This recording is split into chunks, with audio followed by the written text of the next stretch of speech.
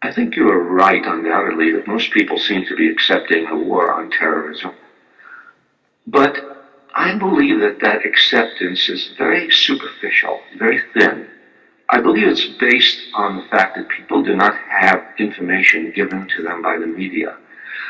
Let me give one example. This should be played at high volume.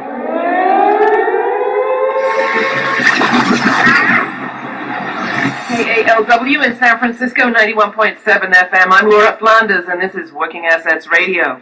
Tomorrow in San Francisco, people will have a rare opportunity to speak back to a federal body which wields a great deal of power over who generally gets to speak to them.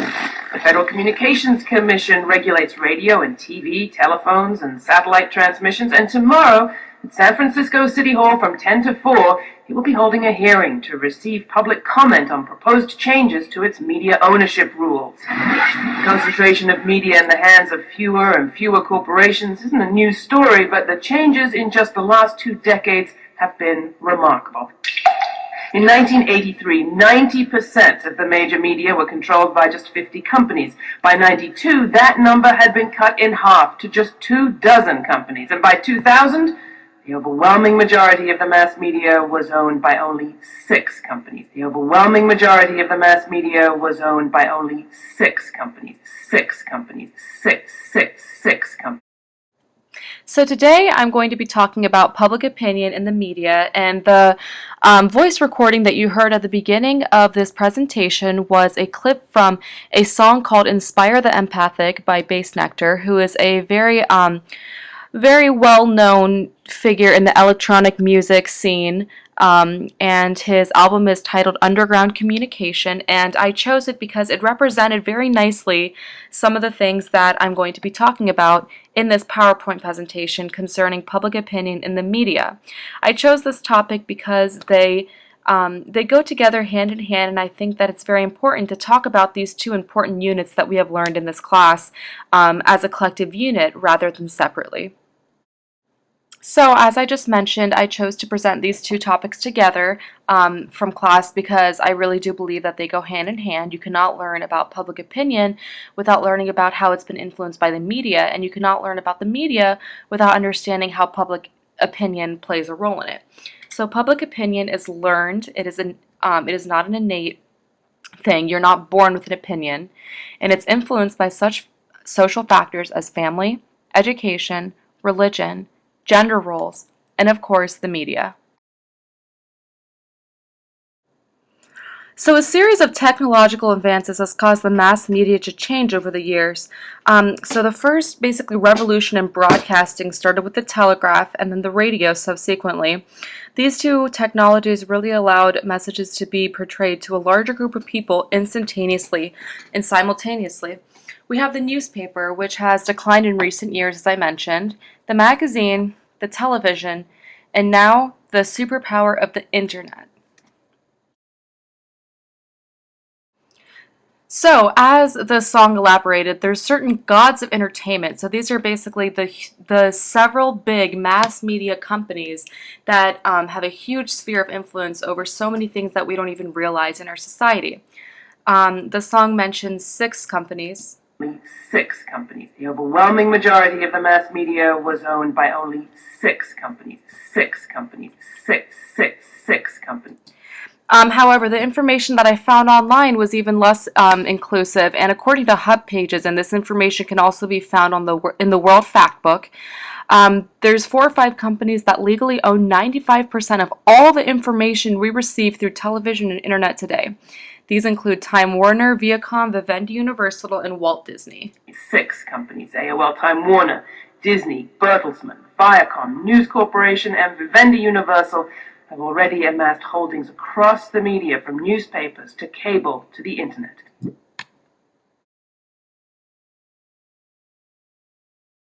So when we talk about the impact of these mass corporations, how much do these companies actually own?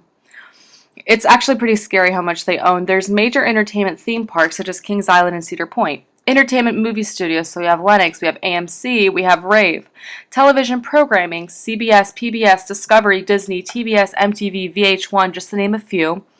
Radio broadcast networks, again, we bring in here the importance of broadcast networking. Video news, sports entertainment, integrated telecommunications, wireless phones, video game softwares, electronic media, music industry, and so much more is controlled by these very few privately owned corporations. So now I want to shift attention to how the media actually shapes public opinion. So like we mentioned, there was a lot of new means of providing news information to the public, such as Twitter. There's a decline of print media, as we mentioned, and there was also a revolution in providing information for the American people that happened as a result of broadcasting messages. And so such information as music, sporting events, and news began to be broadcasted. An example, during the Vietnam War, horrific images of the war the same images were brought into the living room of each American family, and this obviously helped stir up a lot of sentiment during and after the years of the war. In regards to media and public opinion, I now want to shift to a more practical application of how it's used in political science. So polling, and it's in quotes here because as our Carmen PowerPoint indicates, there's some logistical issues with the definition of polling. But essentially, what people think about an issue depends in large part on the funding of the candidate, partisan tactics, and how strongly the issue is publicized. A prime example of this is during 9/11. Now, this is not meant to undermine or demean the catastrophic effect that this event had on the American people and the tragic loss felt by the American people. But during 9/11, George W. Bush, his numbers went up in large part due to the mass amount of information that was being displayed, the same images being displayed on the news over and over and over again, the Twin Towers falling and, the devastation that people were visually displaying on the news. That in large part helped stir up the patriotism that helped Bush in during his term, during the years of 9/11 and his actions that he took afterwards. So he stirred up patriotism and that coming together of the American people.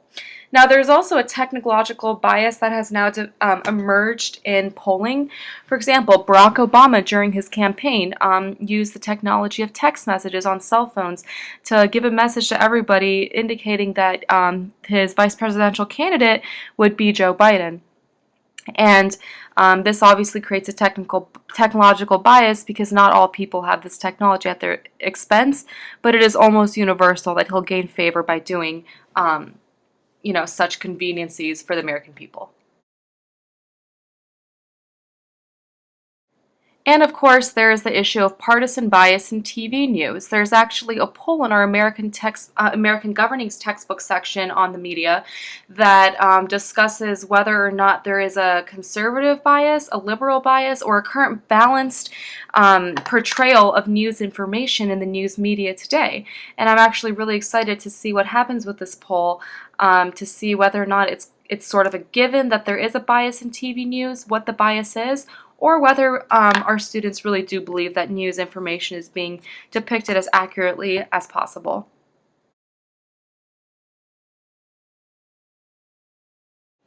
And of course, the issue of the internet. There is a section in the American Governing's textbook, and there's a quote from it that is from the Pew Project for Excellence in Journalism that suggests that audiences now consume news in new ways. They hunt and gather what they want when they want it, use search to comb among destinations, and share what they find through a growing network of social media. And how I interpreted this is there is, because of the large bank, the sheer size of information that is available on the internet to the American people, that is their constitutional right to have access to this public information, people pick and choose what they decide they want to mark as the most important issues, and they display it on blog style layouts on the internet or Twitter. There's all these. The internet is by and large, even though the television and other types of media shape the political landscape, internet by and large has the hugest impact on political agenda and public opinion in terms of media's influence. Finally, it is important to note the idea of profit as a goal. So most American media outlets are privately owned and face few regulations. So because of these huge private enterprises, and the little regulation they have a huge amount of control on what happens and what information the American people receive. So actually, we're one of the few democracies that have such little regulation over such big corporations, and these are commercially owned and operated, so essentially they can do whatever they want, and this is known as a market-driven journalism. So privately owned media outlets, they tend to provide less public affairs content than publicly owned outlets. So they basically receive the sugar-coated or soft news version of whatever might be going on, and they cherry-pick the issues that they decide to present to the American people, and this is in large part due to the lack of regulation and the fact that they are privately owned and so large and few. I thank you for watching my video that intertwines the concepts of public opinion and media, which are two important concepts that we have learned and are about to learn in class, and I hope that I provided a little bit of a breakdown on the major topics that we'll be discussing inside and outside of class, as it's useful to open your mind to what's really going on with these big corporations.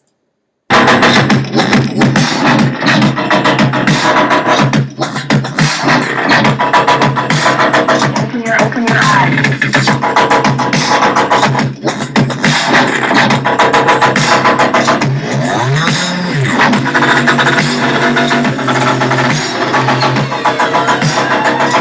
Open your eyes.